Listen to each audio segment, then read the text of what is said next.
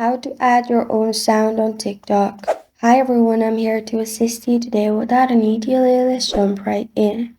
First, open TikTok on your device. And here, click on the plus button at the bottom. After that, click on the Photos option. Then select the video you want to add sound from. After you've selected the video, press on Next at the bottom. Then press on Next again at the bottom right corner of your screen. And then click on Post at the bottom. After your video is posted, you can simply click on the video on your profile, and then at the bottom right corner of your screen, you'll find circle option. Click on it, and that is your sound.